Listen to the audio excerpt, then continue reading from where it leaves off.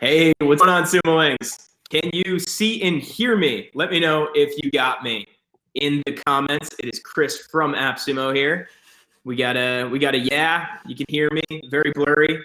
Good. Okay, cool. Hopefully the blur will work itself out in a minute or two once we get going. All right. Thanks, Tommy.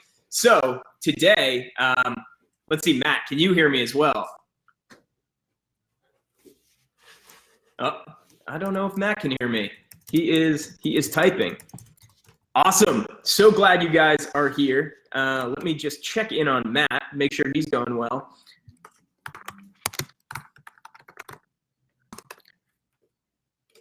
I can see him, but he can't see me. And that is not what we like. Where is everyone tuning in from today? I wanna see. Do we have a national audience, an international audience? Oh, we got some Dallas, Texas. Heck yeah, I am in Austin. Matt, you there? You got me? I am here. How are you doing today? All right, we got Matt back. So, without further ado, everybody, welcome. Thank you for joining us on this beautiful Friday. I'm in Austin, Texas. I am Chris with AppSumo. And today, we are luckily joined by Matt from Project.co. So super happy to be doing this webinar today. If you don't already know, Project.co is a client-facing project management system that helps you effectively collaborate with clients and organize your tasks with your team members. So it's a super cool tool. It's on AppSumo right now for just $49. I am going to turn this over now to Matt. He's going to give you guys a walkthrough of the product. If you have any questions, comments, let's put comments in the chat and questions below the video. So that's where I'm going to be looking for the questions to come back to at the end of the demo.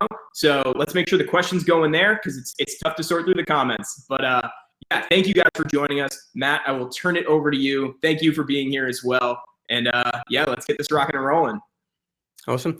Thank you very much, everyone, for joining us today. Really appreciate it. As Chris said, check out the deal in AppSumo today. I'm going to give you a quick demo now to show you some of the main features. So I'll just share my screen with you. Here we go. So this is the main screen on Project.co.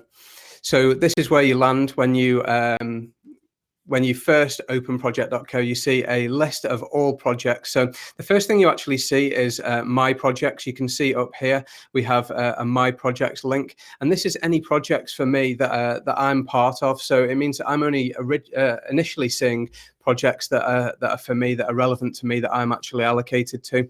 But if I click on all projects, I can see all projects that are part of this account, all projects that are effectively part of my company. So what this means is that I can then see projects with their logos. So we've got all the company logos that we're working with next to their projects. So we can see we've got 3 projects for this company here. We can see the name of the projects. We can see the status of each project. So we can everybody within Project.co in your settings, you can customize these statuses. So if you've got a copywriting team, a design team, if you want to move things to a development stage or an awaiting feedback stage, if you want to create your own statuses for anything that you've got, anything that makes up your project flow, you can do that in Project.co. You can set a color so that you can give them colors. Every project can have a status so that you can move projects through your workflow. You can then also see how much each project's been invoiced, and if it's been paid up to date, it'll show in green. So that's really straightforward. The next thing that we can view related to tasks, related to projects, sorry, is the Kanban view. Now, the Kanban view shows all those projects that we were just looking at, but it shows it in a Kanban, so we can see all those statuses, and we can move projects from one status to the next. So if we move something from copywriting to design, we can just drag and drop and move those projects through our process. So this gives us a really great way to see which projects that we've got at different stages as well. If we want to go into a particular project, we can either click the link here in the Kanban view, or in the list view, we can simply click on the project name. And in a project, we've got a few different tools. So every project is made up of a set of tools to help you manage a project, manage and create tasks, take payments, and keep users. So we've got a discussion, notes, tasks, payments, external and internal users, time, and settings on every single project. So where we start is the project details page, and you can see here we've got the main details about this project. So we've got an order date or a start date for the project, what the current status is, the business name that we're working with. So project.co brings your team together with a client team. In this instance, we're dealing with the company West Hampton, and the project name here as well, and also project details and any attached files you've got. The first major tool with project.co is discussion. So if I could click into the discussion tab, we can see it's kind of like a Slack channel per individual project, or you might look at it as a Facebook timeline. It's a timeline of comments with attached files for every project that we've got. And this gives us the person, the comment, and also the date that the comment was posted as well. We can share files, we can share links. We can also embed videos as well from YouTube, Vimeo, or Wistia. So what this does is it means that we can chat, collaborate, and talk with everybody who's part of every project. One thing that's really useful to know is that in project.co, whenever anybody types a comment and posts it, that comment is sent to everybody by email, and those people who are part of the project can actually reply directly to that email, and that comment will be posted directly into the project in the right position as well. So people can reply by email, and that's particularly good for clients who might not always want to log into the system, but they actually just want to keep up to date with the conversation and reply by email to keep their comments moving as well. The next thing that we've got, the next tool we've got for every project is notes. So on every project, we have a notes page. At the moment, this is very straightforward. It's just a plain text view with able to put links, text. You can click to edit notes and basically type whatever you want in there and save it. The beauty of this view is that it doesn't show to clients. So any people that you're working with, any internal people will see this, but any external people, any of your clients won't see this view. And what that means is that you can keep sensitive information or information that helps you and your team run this project smoothly in this view. So you might want to put in what you've agreed with the client, when things, what the process is, any important information that you need to keep top of mind for your internal team, but you don't want your clients to see. So the next tool that we've got for every project is the tasks view, and this is the real power of project.co. So we start with the list view, and the list view gives us all tasks for this project by date order. So we've got the earliest date at the top and the latest date down at the bottom. We can also click to see any tasks that have already been completed on this project here. And every task has a name, it has a status, and these statuses are different to the project statuses that we were talking about previously. So you can set up a status for every task as well. So not only can you move your projects through different stages as your workflow, as your project workflow, but you can also have a different workflow for tasks as well. So you could have an in progress. You could say something struggling. You could say you're waiting for the client to review a particular task. Anything that you can think of, you can create a status for. And every task is also allocated to a user. Something that we've been asked a lot as we've been having questions about project.co is can clients create tasks, and can tasks be allocated to client users? In project.co, that's one of the limitations of a client user. Client users can see tasks, but they can't edit them, they can't be allocated to them. So they can just see tasks. So what this means is that clients can understand what you're working on, when you're working on it, when it's going to be delivered to them, but actually not be able to have tasks allocated for them to do the work themselves. It's effectively your internal business will be doing the work for the client. Every task also has a different task status. You can see here that we have this task looks different to this task because it's got a padlock next to it. This is a private task. So you can also set the visibility on tasks so that some tasks can be visible to clients and some tasks can be private from clients. What this means is that you can actually set tasks to visible to clients where you want them to see something. So maybe you're going to deliver something to them on a specific date, and you want them to be able to see that that deliverable will happen on a specific date, but you want to set a private task. Maybe you're chasing them up for payment, maybe you're chasing them up for feedback, maybe you're chasing them up for some other reason, or you're just creating a private task that you only want to be visible to your internal team. You can do that as well. And as I said, this is one view for the tasks on a project. You've also got calendar view, where you can see tasks on a calendar. These can be dragged, dropped, extended. You can change the date and length of a project here, of a task, sorry. You can also see all tasks on a scheduler view here as well. And the difference here between the scheduler view and the calendar view is the scheduler view shows you all tasks by your people of your internal team. So you can start to see who's doing what, when, and very similarly, you can actually drag, shorten these, extend them, move them around person to person, and change the capacity of your team in the scheduler view. The final view for tasks is the Kanban view. And this lets you see all your tasks by status. So as you see, the status here is different for tasks than it is for the projects that we saw earlier. So before we had teams like copywriting, design, animation. In here, we actually have the statuses for the task. So we can say which tasks are in progress, which tasks might we be struggling with. And all these statuses can be totally customized, so you can create as many different statuses as you want with your own colors as well. So you have your own columns in this Kanban view. The next tool that we have for projects is payments. Here we have a very straightforward payment acceptance tool. So we're not a full proposal invoicing tool. What we really do is it's a really straightforward way to collect payments from your customers as you're working on a project with them. And what this means is that you can say, I want to add a payment. The payment description is deposit. If I can spell deposit. You want to choose a currency. At the moment we have GBP, USD and euros. Within another week, we're rolling out to another 10 or so currencies, popular currencies. You can choose the amount, so £100, for example, and you can say whether it includes tax or not. And you can actually set your own tax rates as well. So you can decide what different rates you want to set, and you can choose what rate of tax you want to apply to every payment.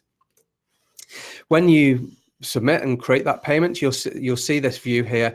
So you've put on a payment request and you have the options of mark as paid, so you can mark it as paid manually, and delete, so you can delete that if you make a mistake, for example. What the client will actually see is here is make payment. So they'll be able to come in here and click make payment.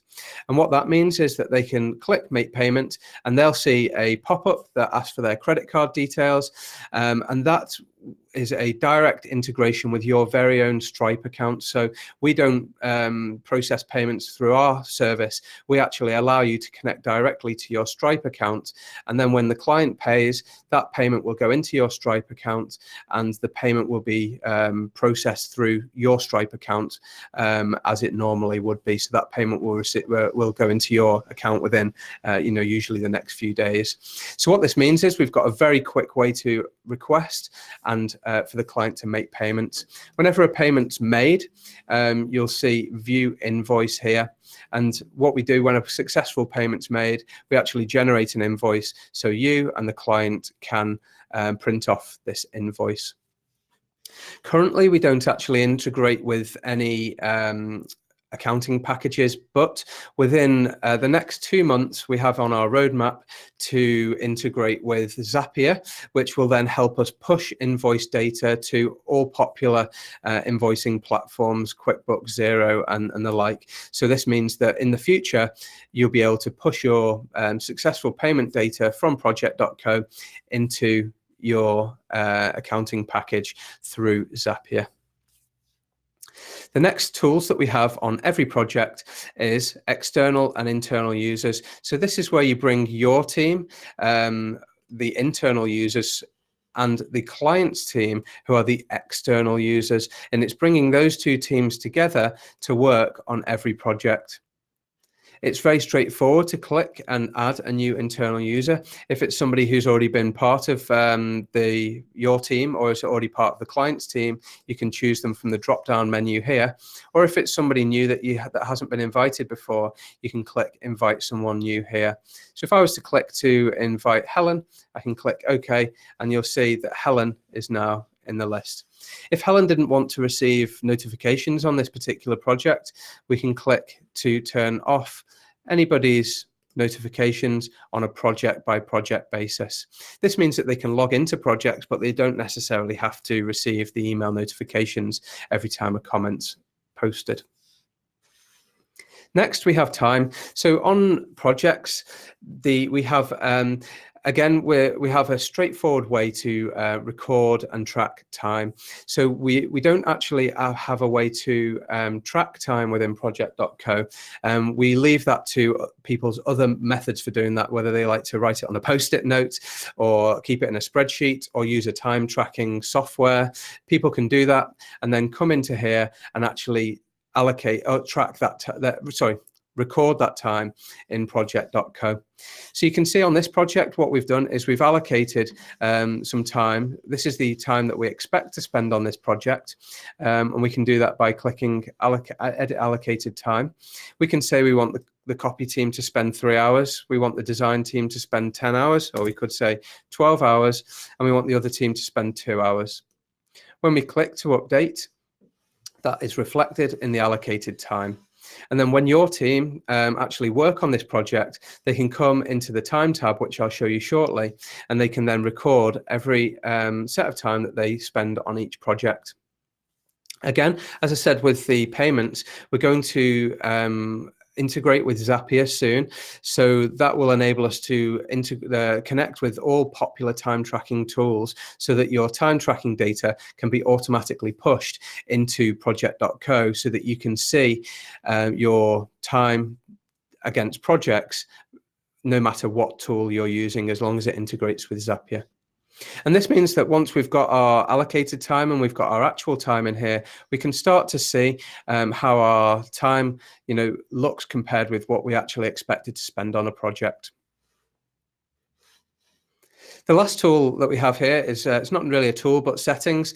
And on any particular project, we have a task workflow, and we can actually change the workflow for every project that we're on. So if we want to say, okay, this is the workflow for this project, but what we want to do is we want to have a different workflow for this specific project, we can add statuses. We can change statuses on a project by project basis. So we can have custom workflows for individual projects, and this means that we can have most of our projects run in a particular in the same workflow, but we have the odd project here and there that we just have a different workflow for, and this is what the project settings facilitates here.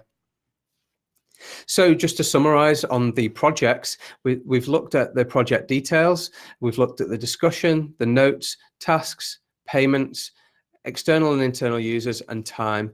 These tools are all available on every single project.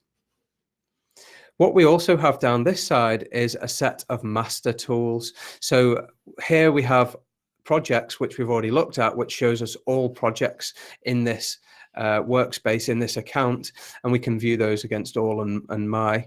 But we also have that for tasks, and this is where I say the real power comes in project.co, is we can now see all tasks for all projects in each of the different views. So this means that I can now see my tasks, anything that's really important for me. I know if I come in on this date, I can actually, I know what work that I have to do. I know what status that is, and I know it's allocated to me.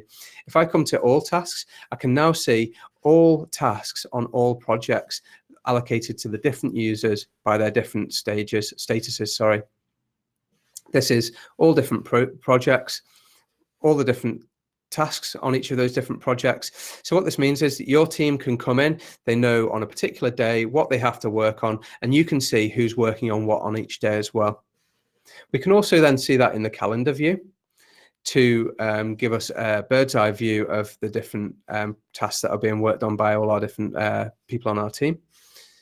We can see this in the scheduler view, like we saw before.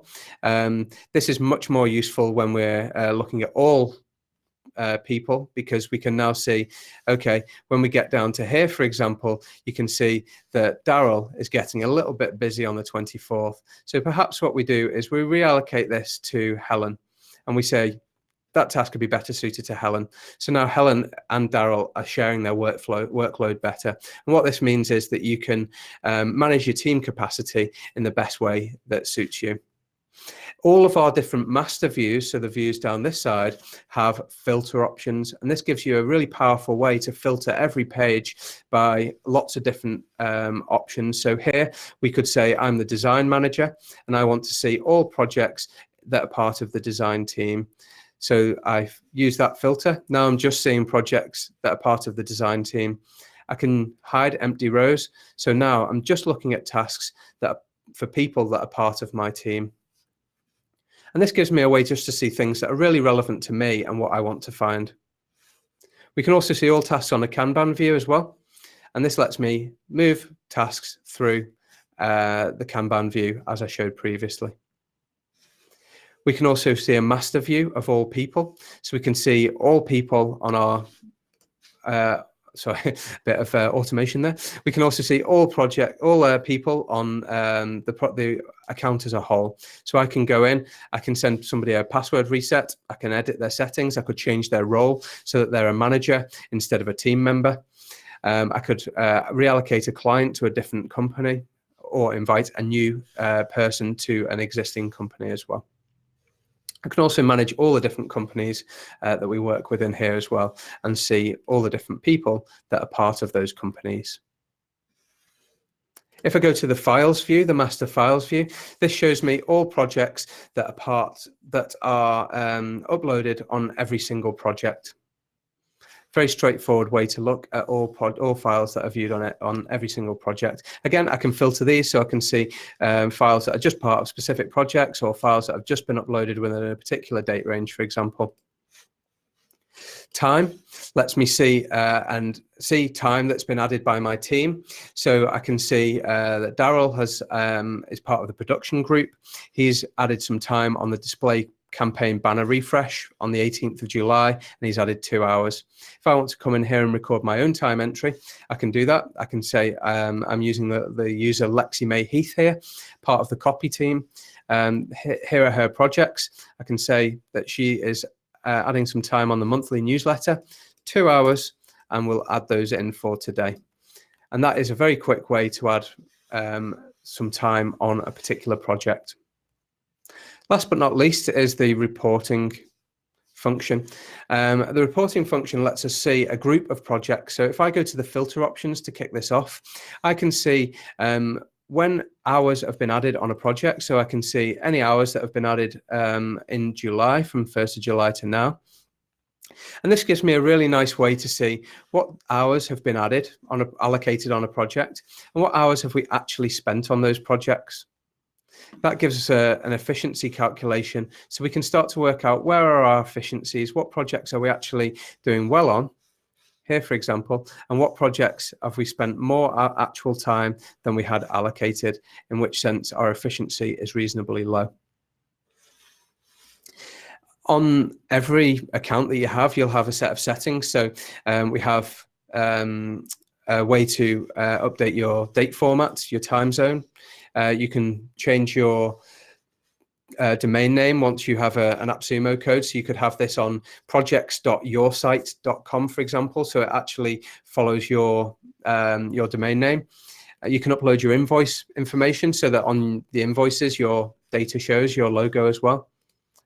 When you have a paid account, you can also show branding. So instead of showing the project.co logo here, you can actually show your own logo.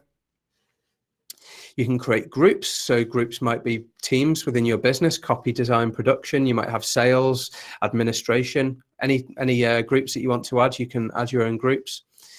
You can create tax rates so that you're billing at your proper rate of tax.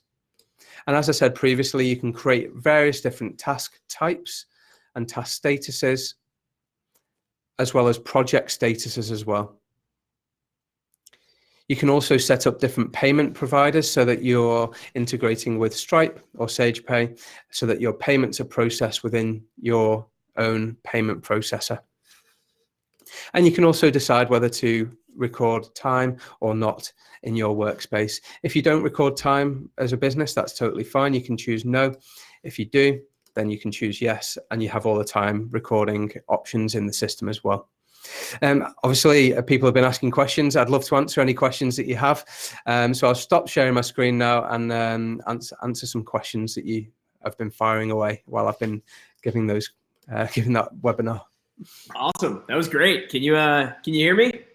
I can. Yes. How you doing? Cool. All right. I am doing well. That was awesome. We have, if you haven't learned by now, Sumolings ask some of the best, most incisive questions. So I've been having some great conversations, actually. Yeah. Yeah, they don't let people get away with anything, which is great. It gives really good feedback. So yeah, they've been keeping me on my toes. Yeah, I appreciate it, guys. It's great. It's great. That's one of the things partners like most, because it gives really good product feedback so they can build out the roadmap, fix any bugs, all that. But for right now, I will go through. Maybe we'll do a little rapid fire because we got a lot of them. There's some of the most questions I've seen in a while, which is great. So we'll start off with Steven, who asks, when you are in task Kanban when you're in task Kanban and you move a card from a column, is everyone on the project notified in some way? That's a good question. Can I share my screen again? I can show some. Yeah. Go for it. I think it might work better, mightn't it? So I don't know that I need to show too much on here, but when we're on the the task Kanban, when you move a task from one state to another, does it send a notification? At the moment, actually, no, but we are looking to improve the different notifications that we send in the future. So we haven't actually found that it's so necessary, because what we find is that people use project.co as like their main project management business tool. So people are in the system all day, every day, and they're looking at, what do I have to do today? Where are my tasks up to? Chatting with customers and speaking with people. So actually sending small notifications when little bits are changed in the system, we haven't found is as necessary, but we do appreciate that's going to be important for some people and some businesses. So we're planning to develop the option to say, okay, when I do this, I want to send a notification to the people that are relevant when I take that action. So it will be something in future, but for the moment, it's not. Awesome. All right. One of the questions I saw popping up earlier is the main focus, and it seems like the core people who will be using this are people who obviously have a client-focused business. But how does this work if, say, you are, I think the example was like if you're a course creator or you have internal projects and things like that, where you're maybe working with a team or remote team, but it's not necessarily clients. How much is that applicable? What can you use? What are the things that don't really make sense to focus on? Yeah, I mean, whilst project.co is useful for bringing two sets of teams together, equally the tools work just as well where you're not inviting external users. So when you create a new project, you do get the option to decide whether you want to create an internal project or an external project. So an internal project is one that's just for your team. So you still get all the tools, all the options, but we just don't invite a client team to the project. So this is great for managing internal, projects that you have ongoing, whether you have any external clients at all, or whether you just want to manage stuff internally. You can do both with project.co. Got it. So if somebody doesn't have a bunch of clients, but they still want to use this, they're not getting a tool and then wasting a bunch of features because they're not using them. This platform is kind of built to handle both internal and, if you have them, external projects. Yeah, absolutely. Because on a project, for example, if you just create it internally, you just won't see the external users option here.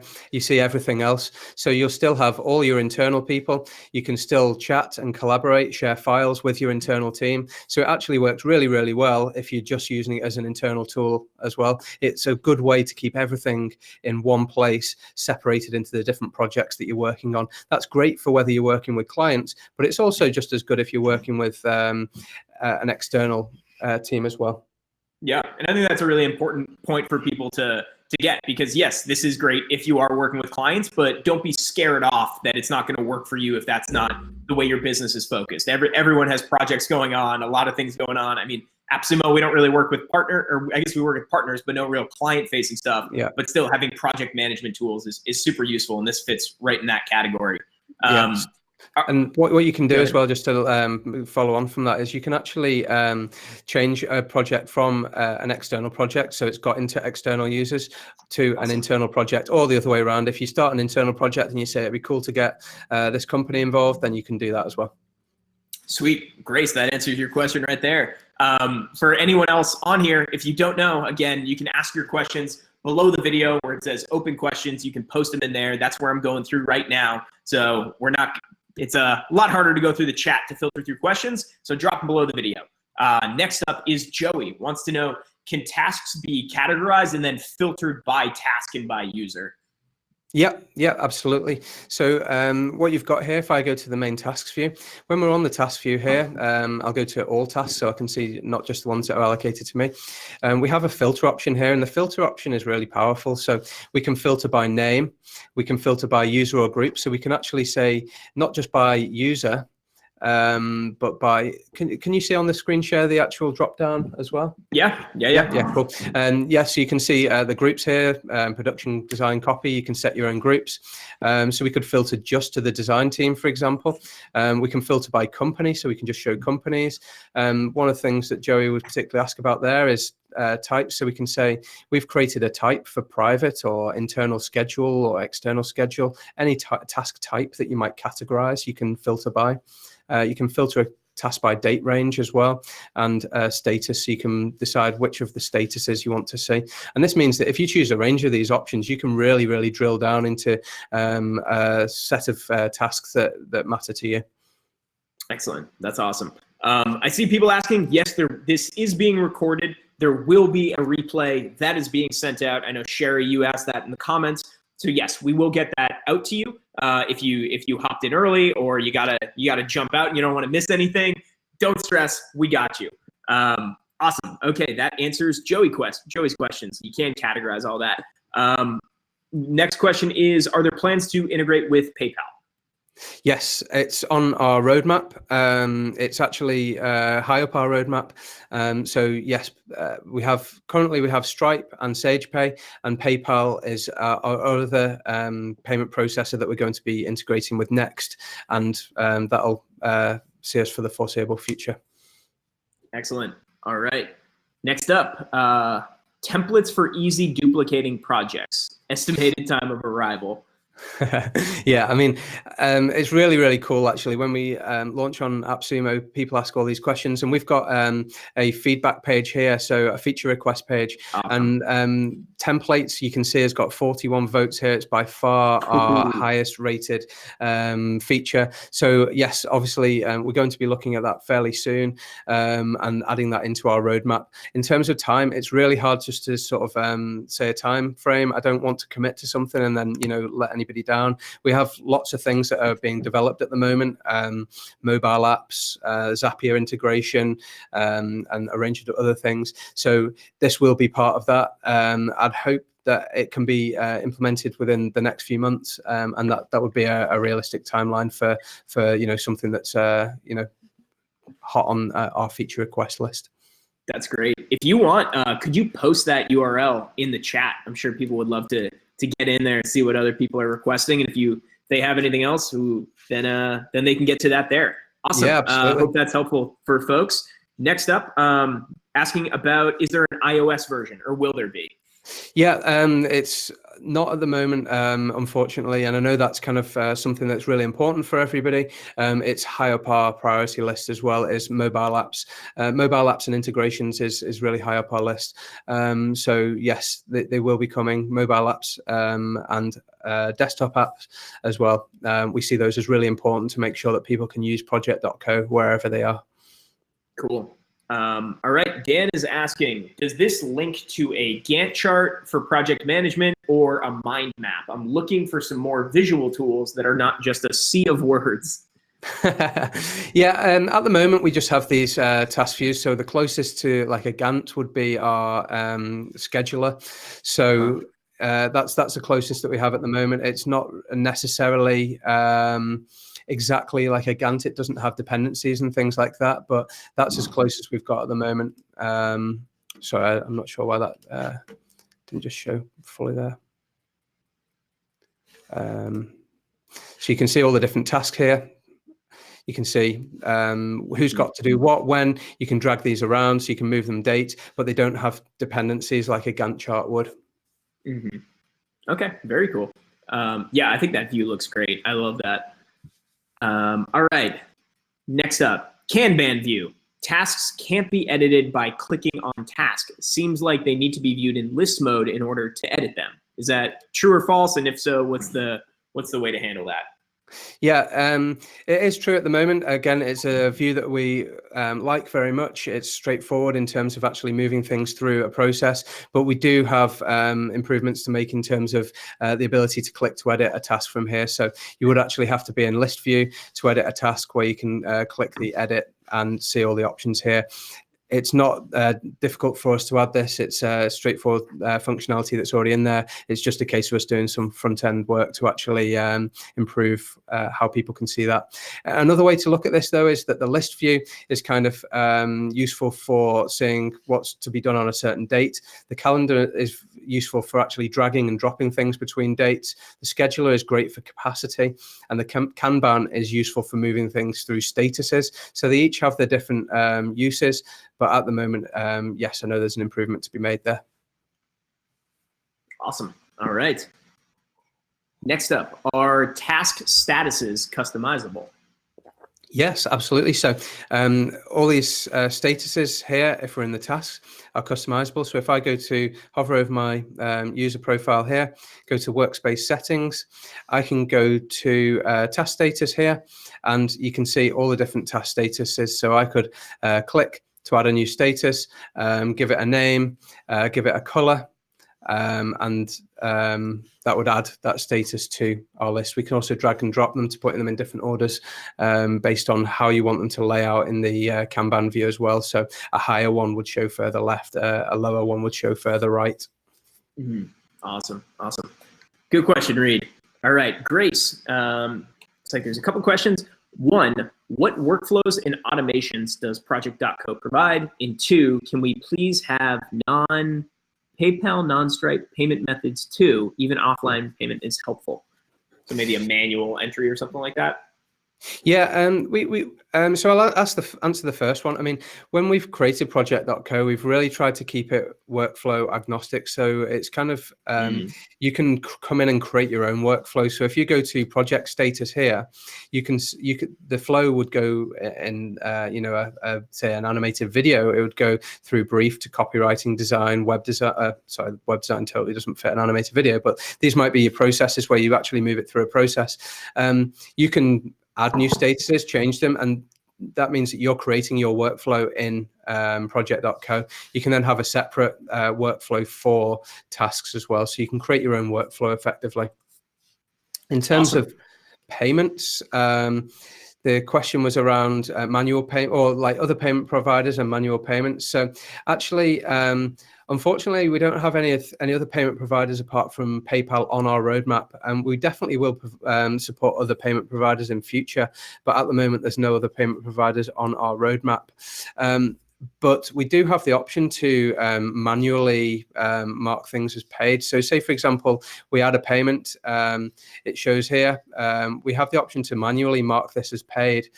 So say, for example, somebody pays us via bank transfer, we could come in here and say, okay, we've received that £500 or $500 into our bank account. We would click mark as paid, and that would then generate the invoice automatically as well. So that manual payment method is actually part of project.co.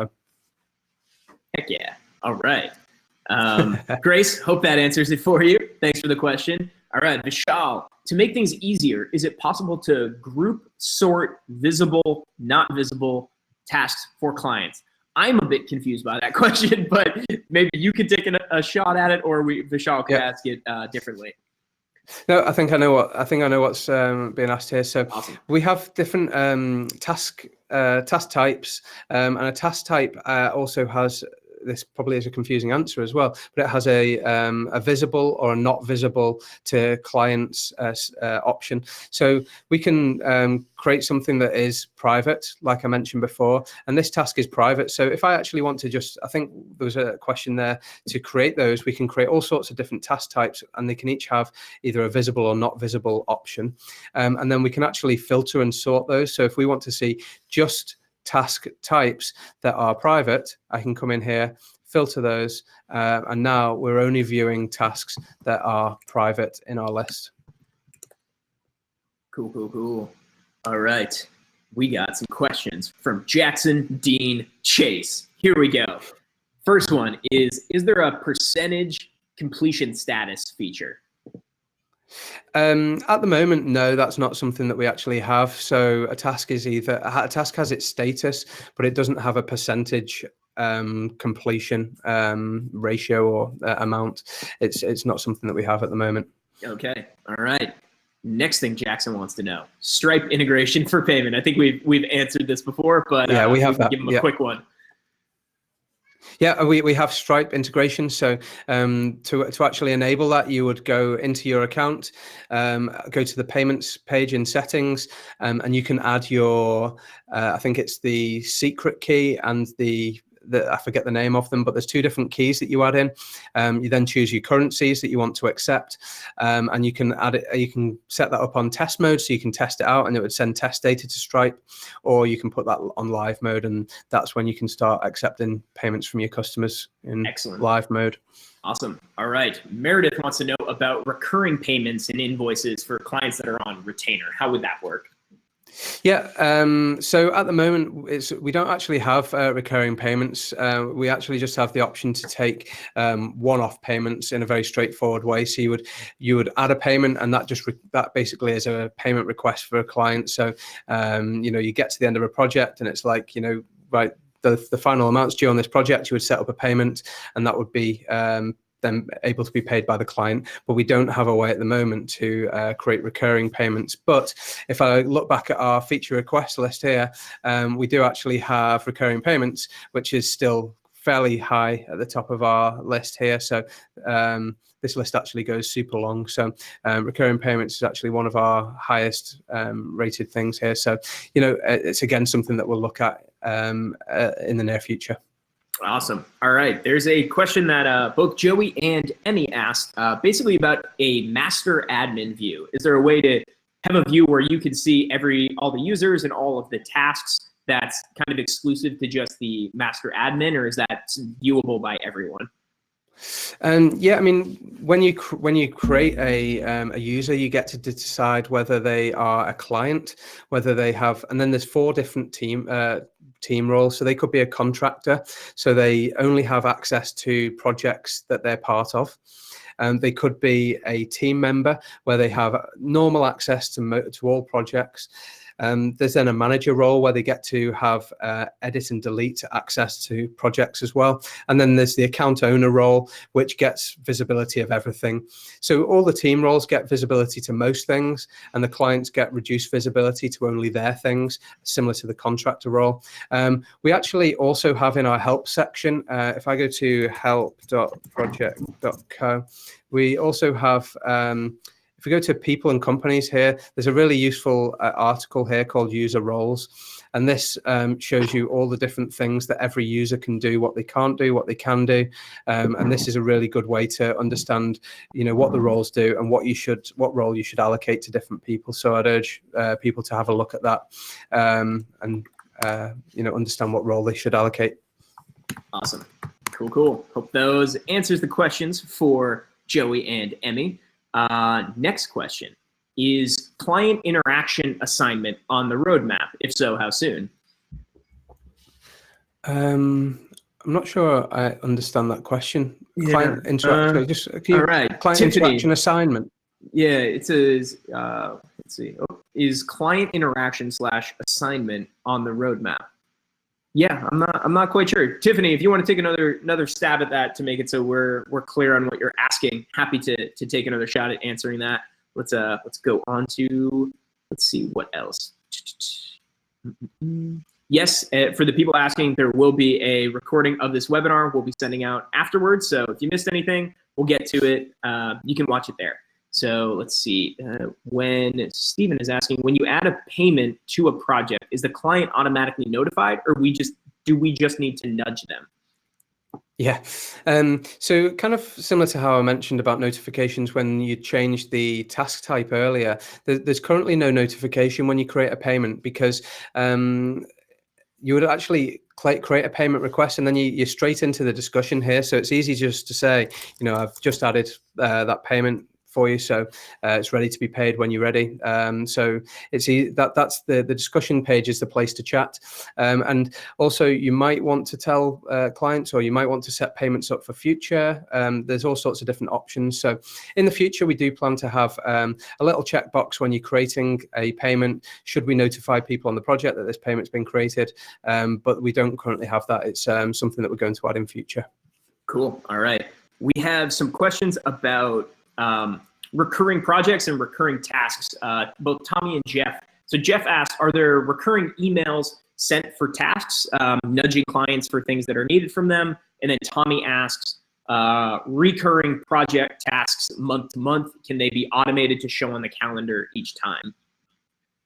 Yeah, currently all client communication about notifications would all happen in the discussion tab here. So they get notified about every comment by email, and they can reply by email. But other than that, we don't send a ton of notifications to clients. It's really for you to manage the project and then notify the client in the discussion tab when you want them to take some action on things, or what they might need to do, for example. We also currently don't have recurring tasks, I think the question was, but again, I think like templates is also on our roadmap. I've just flicked to, this is our feature request page. Templates is very high, so we can the option to duplicate a project with all its tasks and things. And I think recurring tasks is also on here fairly high as well. So it's not something that we have currently, but all these things and all this feedback that we're getting, we're in development mode trying to make sure that we're creating a super useful tool we don't want to make a totally feature-rich tool that does everything and becomes really complicated. We always want to be a straightforward, easy-to-use system, so it's easy for your clients to pick up and easy for you to use, but it needs to be powerful. It needs to do all the things that you need to do on a daily basis too. So we will be adding a lot of things over the coming weeks and months. Awesome. All right. Grace asks, can internal and external projects be swapped later? Yes, they can. So if you're in a project, you would just go to edit the project details. In fact, I can probably show you. I'm on this project here. I can click edit project details. And in here, I can actually edit a range of details, the information, but I can also go back and change the project type from internal and external. I can change the privacy from private to public. I can also manually, in a batch way, add people to a project from here as well. So everything from a project can be edited here. Awesome. Okay, cool. Let's see. Richard asks, do you need to purchase different coupons if you want to use project.co for different companies? So I guess, yeah, giving a bit of detail on what the actual deal is that we're running on AppSumo, if you want to go into kind of what you get there. Yeah, absolutely. So, really good question. And it's something that I've been asked a lot, actually. So, I'm really glad that we're touching on this. We implemented a wording, a name for an account in our system called Workspaces. So, we said this is a workspace, but I think this a lot of people have been confused by this, and it's totally our issue, our mistake, because we called it a workspace, and that would make people think that you could create a lot of workspaces in one account. That's actually not the case. A workspace and an account is kind of like an interchangeable word for us. So every workspace is its own unique account, and those accounts, they don't share data between them. So this is great if you've got two different companies. They both have their own brand. So you can set one up at company A and you can set one up at company B. They can each have their own brand. They can each have their own clients. They can each have their own teams. We make it easy for people to switch between accounts really easily, but they don't share any data. So in answer to your question, yes, if you've got two companies, the best thing to do is to buy an AppSumo code for each account, and then you can upgrade your user limits there. So when you buy one AppSumo code, you get 10 internal users and 25 gigabytes of storage. You also get all the branding functionality, so you can upload your own logo here. You can change the domain, so it's projects.yourdomain.com, for example. And then if you want to stack AppSumo codes, you get an extra 10 internal users and an extra 25 gigabytes of storage for every code that you buy. Awesome. Yeah, it's a killer deal. People are loving it. So I know it's a one-time only, so yeah. I don't think we'll do this again ever. Yeah. Well, hey, Sumo Links, pay attention. If you're getting value out of this, make sure you don't miss out. Again, we have our 60-day money-back guarantee at AppSumo, so hop on it, play around with it, check it out, let us know what you think, and we'll always take care of you. So we have a few minutes left. We are not going to be able to get to all of these questions. We got a lot of them, but I'm going to go through, see what we can do in the next couple minutes. And if anyone has any questions after that, you can always hit up their team. You can also ask those questions on the project.co AppSumo page in the questions underneath the actual story there. But let's do a couple more. I do see there's a question that's repeated by Wendy and Tiffany, basically wanting to know, can you assign tasks to external users and clients, which we discussed before, but we can hit that one again too to answer these folks. No, it's important. I mean, it's good that we're touching on it again, because it's something that sets client users apart from internal users. So in the project.co methodology and sort of thought space is that an internal user is the person completing tasks and completing work for a client. So the client you're not able to allocate tasks to a client. Clients can't edit or edit or complete tasks, but they can see tasks, so they can see what's due, they can see when it's due, but they just can't be allocated tasks, and they can't edit or create tasks either.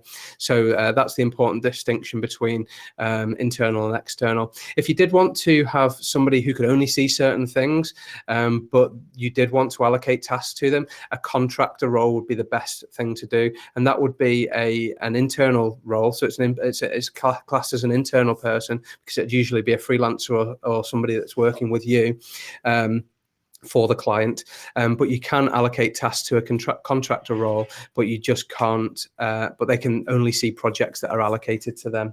Awesome. All right, Tiffany. I know it's also been asked if it would be on the roadmap to change that in the future.